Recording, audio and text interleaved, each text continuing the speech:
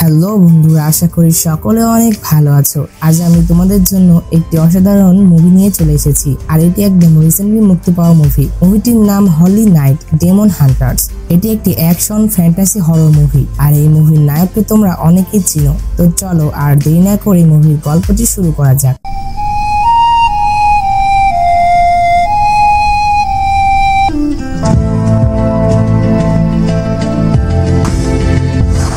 শুরুতেই আমরা জঙ্গন নামের একটি মেয়েকে দেখতে পাই, যে কিনা সাইকিয়াট্রিস্ট ছিল, যে কিনা একটি ভিডিও রেকর্ড করছিল। আর সেখানে সে তার একটি পেশেন্ট ইয়ানসু এর মানসিক অবস্থার বিষয়ে বলছিল। ইয়ানসু এর মা 5 বছর আগে ক্যান্সারে মারা গিয়েছিল। তার মায়ের মরার পরে সে অনেক দূরের একটি গ্রামের একটি বাড়িতে বসবাস করত, আর তার সাথে আবার তার অডিশন দেওয়ারও একটি টেনশন ছিল। আর এই সকল কিছু মিলেই তার মাথায় অনেক প্রেসার পড়ে। ইয়ানসু এর এমআরআই হচ্ছিল, যেখানে ডক্টররা তাকে অবজার্ভ করছিল। তখনই সেখানে লাইটস আপ ডাউন করে, আর আমরা দেখতে পাই ইয়ানসু সেখান থেকে গায়েব হয়ে যায়। এখন দুইটি ডক্টর যখন তাকে দেখতে যায়, তখন একটি অদৃশ্য শক্তি তাদেরকে ফেলে দেয়। আর আমরা তখনই ইয়ানসুকে দেখতে পাই, সে সেখানে দাঁড়িয়েছিল, আর সে একটি শয়তানি হাসি দেয়। তাকে দেখে আমরা বুঝতে পারি যে তার উপরে কোনো অশুভ আত্মার ভর রয়েছে।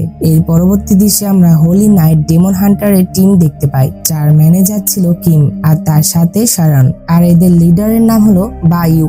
আর তখনই সেখানে চিপচোই তার একটি লোককে নিয়ে আসে। তার মেয়ে সোজিন একদিন হঠাৎ করেই গায়েব হয়ে যায়, আর তার বাবার বিশ্বাস যে তার মেয়ে এমন না যে তাকে কিছু না বলেই গায়েব হয়ে যাবে।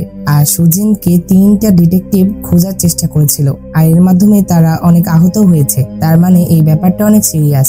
বায়ু তাদেরকে একদম বিশ্বাস করায় যে তারা তার মেয়েকে খুঁজে বের করবেই। আর আমরা দেখতে পাই চই তাকে সেই কাজের জন্য টাকা দেয়। তো চলে যাওয়ার আগে চই বলে যে এই কেসে কিন্তু অনেক লোক মারা যাচ্ছে, আর এটা অনেক ডেঞ্জারাস। কোরিয়াতে একটি নিউজ চলতেছে যে কিছু অজানা লোক মানুষদের খুন করছে। পুলিশদের মতে এদের পিছনে একটি রহস্যময় গ্রুপ আছে। আর এই নিউজ ক্লিপে আমরা একটি লোককে দেখতে পাই যার চোখ একদম ডেমনিক লাগতেছিল। তখন আমরা পুলিশের হেড অফিসারকে দেখতে পাই, যে কিনা বলছিল যে গত 30 বছর ধরে সে এমন অপরাধ দেখেনি। আর এখন গুজব ছড়াচ্ছে যে এই সকল কাহিনী বা এই সকল ক্রাইমের পিছনে নাকি ডেমনসরা আছে। এখানে আমরা পুলিশদের হেডের কাছ থেকে জানতে পারি যে যারা এই ক্রাইমটি করছে তারা একটি আর বিষয়কে ফলো করছে, যেটা কিনা ডেমনকে সম্মান করে, যাতে করে তারা শয়তানের মাধ্যমে অলৌকিক শক্তি পেতে পারে। তো এখন এদের এই কেসটি সলভ করতে হলে বায়ু এর টিমের দরকার। অন্যদিকে আমরা বায়ুকে দেখতে পাই, যারা এখন একটি জায়গায় গিয়েছিল, যেখানে আমরা অনেক মাতাল ছেলে মেয়েকে দেখতে পাই। আর তাদের মধ্যেকার একটি মেয়েকে টাকা দিয়ে বায়ু তার কাছ থেকে সকল তথ্য জেনে নেয়। আর সে এটাও জেনে যায় যে সেই গ্রুপ একটি হল গার্ড করছে, আর তারা ভিতরে শয়তানিক রিচুয়াল করছে। আমরা দেখতে পাই তারা সবাই সুজিনকে শয়তানের হাতের মাঝখানে রেখে রিচুয়ালটি করছিল। তখন বায়ু ভিতরে যায়, সে তাদেরকে মারতে থাকে, যেটাতে তাদের রিচুয়াল মাঝখানেই বন্ধ হয়ে যায়। আর তাদের গ্রুপের মধ্যে আমরা সেই লোকটিকেও দেখতে পাই, যাকে কিনা আমরা কিছুক্ষণ আগে নিউজে দেখেছি। আমরা দেখতে পাই বায়ুর সাথে সেই ডেমনস ফলোয়ার্সদের ফাইট শুরু হয়ে যায়। আর অন্যদিকে শারন সুজিনের দেহ থেকে সেই ডেমনিক এনার্জি বের করার চেষ্টা করছিল, কারণ শারন এই কাজটি করতে পারতো। আমরা দেখতে পাই যে শারনের কাছে এই পাওয়ারটি ছিল, আর সে যখন এই কাজটি করছিল তখন তার চোখের রং চেঞ্জ হয়ে যায়। অন্যদিকে আমরা কিমকে দেখতে পাই, যে কিনা এগুলো ভিডিও করছিল। সেই ভিডিওর মাঝখানে দেখতে পাই যে ডেমন ফলোয়ার্সরা ছিল, তাদের সকলের কানের পেছনে একটি চিহ্ন রয়েছিল। শারনের এক্সারসিজমের জন্য সুজিন তো বেহুশ হয়ে যায়, কিন্তু যেহেতু ডেমন তার শরীর পুরোপুরি কবজা করতে পারেনি, যার জন্য সে ঠিক আছে। অন্যদিকে আমরা জং ওনকে দেখতে পাই। আমরা জানতে পারি যে ইয়ন সুই জং ওর বোন ছিল। জং ওনও ডেমন হান্টারের টিমের বিষয়ে জানতে পারে। অন্যদিকে বায়ু অনাথ বাচ্চাদের জন্য একটি অনাথ আশ্রম তৈরি করার চেষ্টা করছিল। তখন কিম বায়ুর কাছে আসে। সে এসে সেই গ্রুপের লোকেদের চিহ্নর বিষয়ে বলে। কিম জানতে পারে যে এটা কোন গ্রুপের, কিন্তু এই গ্রুপের লিডার কে এটা সে জানে না, যার জন্য কিম কিছু লোকেদের এই কাজে লাগিয়ে দিয়েছে। কিন্তু এরকম ডেমন এখন অনেক বেশি দেখা যাচ্ছে, তার মানে কিছু একটা তো হবে। এর পরের দৃশ্যে আমরা দেখতে পাই বায়ুর কাছে জংওন আসে। সে তার কাছে এসেছিল যেটাতে যেন তার বোন হেল্প পায়, কিন্তু আমরা দেখতে পাই যে জংওনকে পুলিশদের হেড পাঠিয়েছিল, যার জন্য বায়ু তার সাহায্য করতে মানা করে দেয়। জংওন বলে যে সে নিজে একটি সাইকিয়াট্রিস্ট, তারপরও সে তার কাছে হেল্প চাইতে এসেছে। শারনকে একটি পেন ড্রাইভ দেয়, আর সে চায় তারা যেন এটি দেখে। এই পেন ড্রাইভে তার বোনের ভিডিও ছিল। জংওন সিসিটিভিতে দেখে যে তার বোন গায়েব হয়ে গিয়েছে। সে যখন দৌড়ে তার বোনের রুমের দিকে যাচ্ছিল, কিন্তু তার বোন তার পিছনেই ছিল। আর সে যখন পিছনে তাকায় তখন তার বোন গায়েব হয়ে যায়। কিন্তু যখন জংওন আবারও তার বোনের বেডের দিকে তাকায়, তখন সে দেখতে পায় তার বোন তো তার বেডেই শুয়েছিল। আমরা দেখতে পাই যে বায়ুকে রাজি করার জন্য সরাসরি পুরোপুরি পুলিশের হেড চলে আসে। সে তাকে মানানোর চেষ্টা করে, কিন্তু বায়ু তারপরেও রাজি হয় না। আমরা জানতে পারি যে এই পুলিশের হেডের কারণে একটি অনাথ আশ্রমের বাচ্চাদের মৃত্যু হয়ে গিয়েছিল, যাদেরকে লুসিফার মেরেছিল। আর আমি তোমাদের একটা কথা বলে দিই যে 7 বছর আগে বায়ু, কিম আর শারনকেও সেই লুসিফারের হাত থেকে বাঁচিয়েছিল। আর তখন থেকেই তারা একসাথে অর্থাৎ একটি টিম হয়ে কাজ করছে। এই পরবর্তী দৃশ্যে শারন আর কিম জংউনের দেওয়া সেই পেনড্রাইভটি দেখছিল, যেখানে তারা ইয়নসুকের ব্যবহার কিছুটা অদ্ভুত দেখে। যেমন কি মধ্যরাত্রে হঠাৎ করে তার বোনের কাছে আসা, তারপরে বাড়ির মধ্যে ক্রল করা, এরকম আরো অদ্ভুত কাজ সে করছিল। আর এক রাতে তো ইয়নসু চাকু দিয়ে তার গাল কেটে ফেলে। তো তারা যখন সেই ভিডিওটি দেখছিল তখন সেখানে বায়ু আসে, আর সেও দেখতে থাকে, কারণ হারিয়ে যাওয়া আর মরার সংখ্যা বাড়ছিল।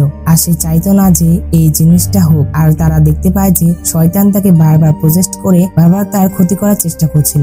আর তাকে অনেক ট্রিটমেন্ট করার পরেও তার অবস্থা ভালো হয় না। কিন্তু এটাতে আরো বেশি সমস্যা এটা ছিল যে তার বাড়িতে যারাই আসতো, যেমন কি ডেলিভারি বয় বা সিসিটিভি ওয়ালা, তাদের সকলেই কানের নিচে সেই চিহ্নটি ছিল। অর্থাৎ ইয়নসুকের সাথে যা কিছু করছে সেটা কোথাও না কোথাও সেই আরব বিষয়ের সাথে জড়িত, যেটা কিনা ডিমন দিয়ে সম্মান করত। তো এই ভিডিওটি দেখে বায়ু তার একটি ছোটবেলার বন্ধু জোজাফের কথা মনে পড়ে। আসলে ছোটবেলায় বায়ু, সেই পুলিশের হেড আর জোজাফ, তারা তিনজন একসাথে একটি অনাথ আশ্রমে থাকতো। জোজাফের কাছে মানুষের ভিতর থেকে শয়তানকে বের করার ক্ষমতা ছিল, আর বায়ু ফিজিক্যালি অনেক স্ট্রং ছিল। তারা দুজন তো নিজের ভাইয়ের মতো থাকতো, কিন্তু সেখানকার বাচ্চারা জোজেফকে অনেক ভয় পেত, যার জন্য তারা জোজেফকে সেখান থেকে বের করে দেয়। বড় হওয়ার পরে জোজেফ এক্সঅর্জেন্টিস্ট হয়, আর বায়ু টাকা ইনকাম করে সেই অনাথ আশ্রমের বাচ্চাদেরই দেখাশোনা করত। 15 বছর আগে যখন বায়ু সেখানে গিয়েছিল তখন জোজেফ একটি ডেমনকে বশ করেছিল, আর সেই ডেমন সেখানকার বাচ্চা আর নানদের মেরে ফেলেছিল। সবাই মনে করতো যে বায়ুও সেখানেই মারা গিয়েছে, কিন্তু একটি অলৌকিক ভাবে সে বেঁচে যায়। আর তারপর থেকে বায়ুর এইটা অনেক আফসোস হতো যে সে বাচ্চাদের বাঁচাতে পারলো না, আর সে জোজাফের সাথে বদলাও নিতে চাচ্ছিল সেই ডেমনদের ধ্বংস করে। আমরা জানতে পাই যে জোজাফ মানুষের জীবন শক্তি নিজের মধ্যে অবজার্ভ করে তার ইভিল পাওয়ার বাড়িয়ে নিয়েছিল, কিন্তু পুলিশদের হেডের এটা বিশ্বাস ছিল না যে জোজাফ এই কাজটি করতে পারে, যার জন্য সে সত্যটা সবার সামনে লুকায়। আর এর মধ্যে জোজাফ উধাও হয়ে গিয়েছিল, আর যার জন্য বায়ু তাকে আর খুঁজে পায়নি। আর এটাই একটা কারণ যে বায়ু জংউনের কেসটি নিতে মানা করে দিয়েছিল। কিন্তু ইয়নসুকের এই অবস্থা দেখে বায়ু তাকে সাহায্য করতে রাজি হয়ে যায়। বায়ু জংউনকে বলে যে ডেমনদের ফলোয়ার অবশ্যই ইয়নসুকের কাছে আসবে, আর সেই ডেমনটি ইয়নসুকের ভিতরে একদম পুরোপুরি কবজা করে ফেলেছে, যেটা কিনা ভিডিওতে একদম পরিষ্কার দেখা যাচ্ছিল। বায়ু জংউনকে দেখায় যে তার বোন সবসময় শয়তান দ্বারা প্রজেক্ট ছিল। আর আমরা জানতে পারি যে যে গার্ডগুলো জংউনের বাড়িতে আসতো তাদেরকে বিশেষভাবে ট্রেনিং দেওয়া হতো, তাদের রাস্তায় যারাই আসতো তাদেরকে তারা মেরে ফেলতো, আর এদেরকে বিশপস বলা হয়। আর এরা মানুষ না, তবে ডেমনও যে পুরোপুরি তাও না, তোমরা এদেরকে ডেমনের কাছাকাছি বলতে পারো। আর এই সকল বিশপস আর বিশপসের কথা অনুযায়ী স্যাক্রিফাইস নির্ধারণ করে। বছর ধরে তারা ইয়নসুকের মতো মেয়েকে বা ছেলেকে খুঁজতে থাকে যাদের আত্মা একদম পরিষ্কার, তারা তার ভিতরে শয়তান প্রবেশ করিয়ে সম্মান করবে। এরপরে বায়ুয়ের টিম ইয়নসুকের সাথে দেখা করে, আর শারনের সাথে সে ডেমন কথা বলছিল। এরপরে শারন তার সেই এক্সরসিজম শুরু করে, কিন্তু আমরা দেখতে পাই শারন এই কাজটি করতে পারে না, কারণ ইয়নসু তাদের উপরে আক্রমণ করে দেয়। আমরা দেখতে পাই তারা অনেক চেষ্টা করে তার ভিতর থেকে ডেমনকে বের করার, কিন্তু তারা পারে না। আমরা দেখতে পাই ইয়নসু সেখান থেকে চলে আসে, আর সে বাহিরে রাস্তার মাঝখানে দাঁড়িয়েছিল। তখন জংউন তার বোনকে বাঁচাতে যায়। সে যখন সেখানে যায় তখন তার বোন অজ্ঞান হয়ে পড়ে যায়। ডেমন পুরোপুরি ইয়নসুকে কবজা করে নিয়েছিল।